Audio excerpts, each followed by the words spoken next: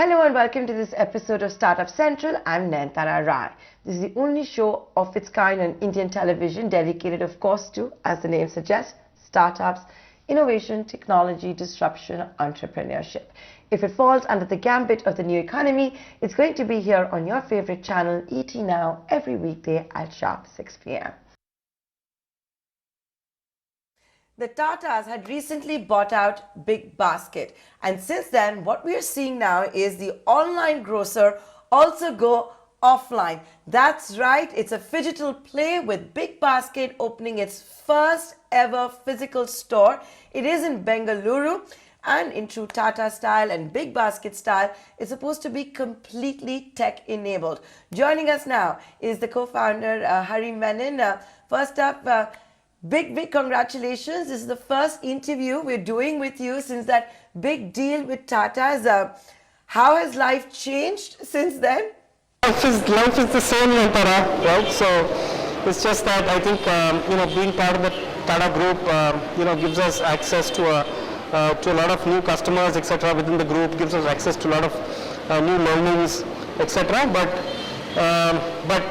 its life is the same, and it's business as usual.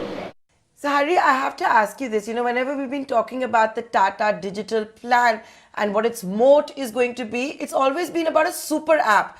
But look at this. Now you guys are opening a physical store. What's the rationale? Yeah, this has always been part of our plans. We've been working on this now for almost a little over a year now. On all the technology and all the formatting that we've done on the store, right? So this store is a little different, right? So we just didn't want to open a normal run-of-the-mill, grocery store. We wanted to do something different, and what we decided to do was that first we said that we will now set up a chain of stores that will essentially and only sell fresh produce, right? Which is led by fruits and vegetables. The country hasn't seen expansion or hasn't seen a chain of fruits and vegetable stores at all, except in Chennai, where we had organized chain of fruits and vegetables. So that's what we wanted to do. It also comes with the background of the fact that we've set up such a wonderful supply chain around the fruits and vegetables piece, right? And I have talked to you about it earlier. All our collection centers that we've set up, 30,000 farmers that we actually directly work with.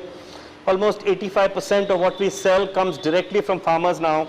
Close to about 18% of our business is fruits and vegetables. And so it's a very, very large strategic piece for us. So we said now, we've done so well on that as far as the online business is concerned, and it continues to grow. We should now also go and set these up as physical formats. So this format is a little different because one, on the physical side, where customers come and experience the store, is only fruits and vegetables largely, and a little bit of the rest of the fresh produce that we'll have.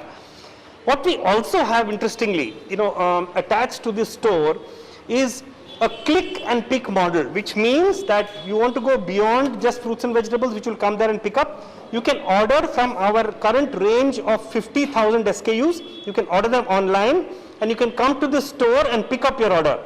So we are actually enabling one, buying fruits and vegetables through a physical experience. Number two, also enabling people to be able to order online and come and pick up from the store in a click and pick model that that we are doing. And why are we doing this? We're doing this because over the last 10 years, we found that there are a very large set of customers who actually want the touch and feel experience, right? And who essentially will take longer to come online.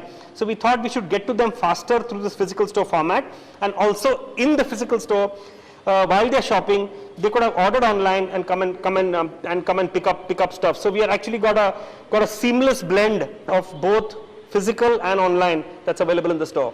So that's been the rationale. And these stores, they are unmanned. Are they going to be like, those electronic cash registers where you're not going to need cashiers? Yeah, so we use a lot of AI, we use a lot of vision technology, where essentially you just keep adding stuff to your basket and bring it to the checkout counter and place your basket, on a platform, and the machine reads what is there in that basket and bills it, and there are carry bags that are kept there actually, which you can just put into those bags and leave. So completely unmanned. The entire experience is unmanned. The store is of course called Fresho. Hari, what are your plans as far as Fresho goes? It's a big day for you. It's the first store in Bengaluru, but I'm sure you have a blueprint ready of how many cities, how many stores. Yeah, we have the blueprint ready, Nantara, and here it goes. So we are essentially pretty much done with this year, right? So let me start with talking about FY23. In FY23, we plan to open 200 such stores. Essentially, we are keeping this format in only our tier 1 cities to start with right now. So in tier 1 cities, we'll cover all the 10 tier 1 cities that we currently operate in. FY23, we'll have 200 stores. FY26, the plan is to open 800 stores across the country, across these 10 cities in tier 1. And FY26, from a volume perspective, this business will be close to about $1.5 billion as far as revenue is concerned. So that's really how we'll scale this business from now till FY26. Since we hear so much about this super app, Hari, I've got to ask you this one question. You're starting with Fresho, but as you start rolling it out, I don't know if 1mg is going to have physical stores. You can tell us, but will there be medicines, for example, at these stores? Could we see synergy play with other Tata companies as well? Especially when you're telling customers they can come and pick up at the store. So we will explore those opportunities as we keep going along, but currently it is absolutely focused right now on fresh produce that customers will walk in and pick up from the stores, and 50,000 plus our own BB SKUs that people can order online and pick up from the store. Going forward, we will see whether we need to look at other companies within the group to see how we can maybe add stuff to this format as we keep going along. But for now, we are focused on what BB does. Hari, I have to ask you this one other question. It seems as if the Tatas and BigBasket are taking a contrarian bet. Everybody else is still, going after delivering, and if same-day delivery wasn't enough, the rush now seems to be to get groceries to you the fastest, whether it's in 30 minutes or in 10 minutes. It's a completely contrarian bet that the Tatas and BigBasket are doing. What's the rationale behind that? No, it's not contrarian at all. So what our online piece will keep scaling the current BB model. We have the BB Now that we're going to launch very soon, which is our 10 to 20 minute delivery model that will happen in about a month's time. So we will keep adding models on the online piece that we keep going along.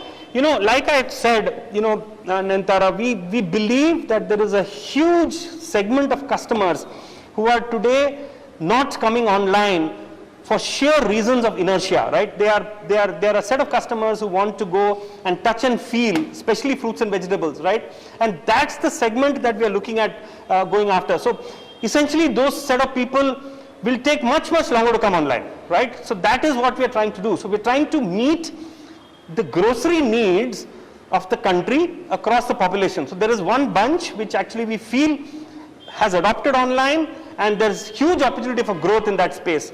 There's another segment that we're going on, which we call the next 500 million, going after them to make sure that we give them an experience which is touch and feel, and also give them an online experience. They can order online and come and pick it up at the store, so they can see the stuff that they're actually picking up and buying.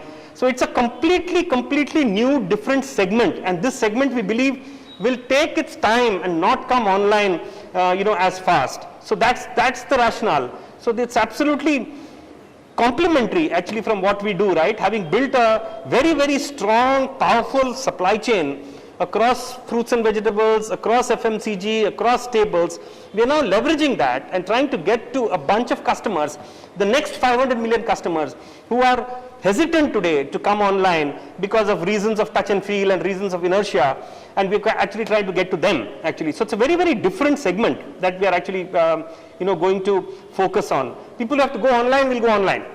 People who don't want to go online can come to the store and buy. So I think it just complements our business. And Hari, what kind of an investment is being made? You're talking about hundreds of stores next year. Yeah, so we are investing quite heavily into capex, across these stores. right? They are small stores, so the investments are not in that sense that large. The click and pick, we don't carry any inventory in these stores. They are basically delivered to the store based on orders placed. So we are quite, so we will invest, into capex, going forward.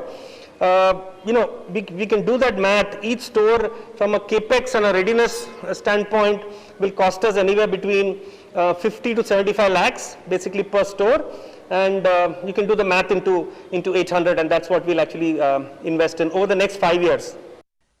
Yeah, you've talked about the fresh produce, the touch and feel element, and when you do this, can a natural extension be, maybe become one day dairy, poultry? Yeah, so we will evaluate carrying, some SKUs. They all come under the fresh basket, Nantara. See, beyond fresh, beyond fruits and vegetables, we have the meats category, for example, right? Beyond fruits and vegetables and meats, we have everything that we just talked about, which is dairy. So we are going to carry those SKUs even now, right? We'll have a small tight range. 80-90% of what we'll carry will be fruits and vegetables. There'll be 10 to 15% that we'll carry is basically going to be bread, dairy, eggs, everything that comes under the fresh produce category, which includes meats, right? That we'll carry going forward. And then we will actually decide based on the sales mix as to how much of weightage do each of these things need, and that we'll keep learning as we keep going along. Okay. And as far as scaling up the online business, since I have the privilege of having you here, you've always worked very closely with farmers. You've always been very vociferous about that. Even at Fresho, the sense I'm getting is, and you talked about it, the farmers can come here and give their produce. Tell us a little bit more about that. So will the farmers be selling directly at these stores, and therefore does it mean the customers can also get a better price and maybe feel better that, we're actually helping the farmers directly? Yeah, let me quickly address the pricing bit. We will be very, very aggressive and extremely competitive on pricing, primarily because, as you rightly said, we are going to buy direct from farmers, of course. The farmers won't deliver to the store. The farmers will deliver to our huge number of warehouses and dark stores that we already built, across the country. So they will continue to deliver to those stores through our collection centers. We have 60 collection centers across the country. Each collection center is in the farming location. Each collection center has buyers, it has grading and sorting teams. More importantly, it has got agronomists who actually work directly with farmers. So the way that supply chain works is that farmers supply to these collection centers which are very close to their farming centers. From the collection centers, we do our mid-mile where it comes to our warehouse, and from the warehouse, it will come to the store or it will go directly to customers, depending on whether it's a online order or an order placed by the store. So I must tell you one very interesting thing we're doing, Nantara, is what we call traceability. This is the first time that we are implementing that program. We've been working on it for almost a year now. So when you come to the store, you will actually, when you're buying any vegetable, for example, you will have the picture of the farmer who supplied us that vegetable and that batch. Okay? You would have seen a lot of these stores, abroad, where there are a lot of farmer stories written about them as to what they do, how they cultivate, best practices that they use. We are going to start doing this. The first thing we have cracked, which is basically getting traceability right. And so now, each and every consignment that comes into our warehouse and comes into the store is tagged to the farmer, and the picture of the farmer is placed in the store, actually. So when you're picking up something, you see the farmer who supplied us that. Over a period of time, we'll build stories around that farmer. We'll tell people as to what the farmer does, what the best practices does the farmer use, and how he manages to give us fresh, good, high quality produce. That's one interesting thing that I just wanted to talk about, which I think I missed essentially. And as you rightly said, this network of ours is large. We have 30,000 farmers that we work with. 85% of what we sell comes directly from them. 60 collection centers, agronomists based there. It's a very large piece, it's a very strategic piece for us. Wow. So that's really interesting that, you're going to bring out the stories of the farmers as well, and especially with what all has been going on, it is certainly very, very timely. Now, Hari, Bernstein in a recent report had said e-grocery is the biggest opportunity within e-commerce. The penetration is less than 1%, is less than actually 0.5%. And therefore, as we can see, there is so much opportunity that actually exists. How are you going to scale up the online business? So we're going to scale up the online business in line with what the growth that we're going to see. Today, the online grocery business, where we today command an upwards of 35% from a market share perspective, it's about 3 billion in size, right? This business in FY26 is going to grow to 26 billion. $26 billion, FY26 is what the online grocery piece is going to be. We will continue to maintain our share, as far as market share is concerned, and hence we will grow maybe faster than what the market is going to grow. So that's in short what we're going to see in terms of the online piece. The online piece by FY26 is expected to be BigBasket's revenue is expected to be close to about $8 to $8.5 billion by FY26, and that's how we'll scale from about $1.5 billion that we are today. Did I hear that right? Your revenues will hit $8 to $8.5 billion in about 4 years.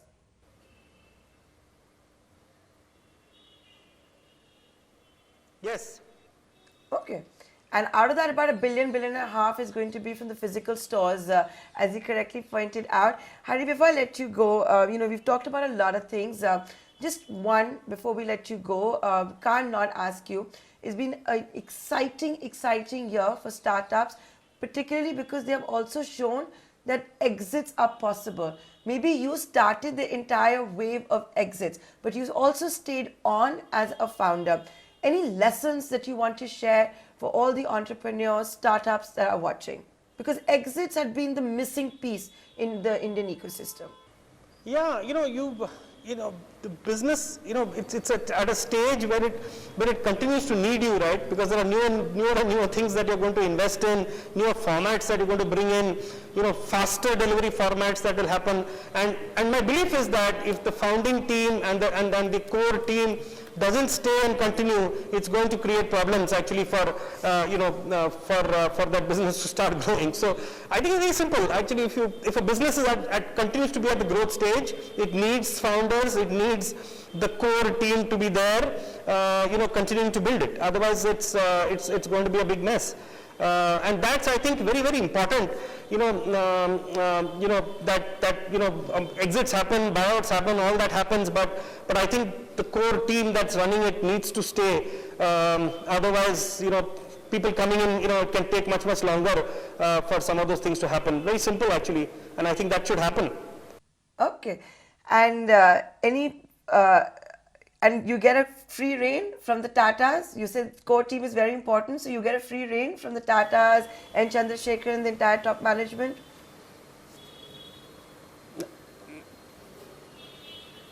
Absolutely we do, and that's what we really like of this whole partnership, right? So, we are on our path. We've told them what we plan to do, and there is tremendous amount of support. Lots of excitement on what's going to happen, on the BigBasket front, with as far as the Tatas go, and it's an independent company. It continues to run the way it's supposed to run, and it's a free reign, like it's always been, right? So it's board driven, right? You talk to the board, you tell them what you want to do, they tell you go ahead, and you just go ahead. But it's been great.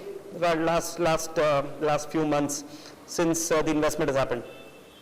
And with that, Hari, we'd like to congratulate you and the entire BigBasket team. You've been dreaming of opening these physical stores for a long time. Today, it is D-Day. It has indeed happened. We will soon see 800 of them in the next couple of years.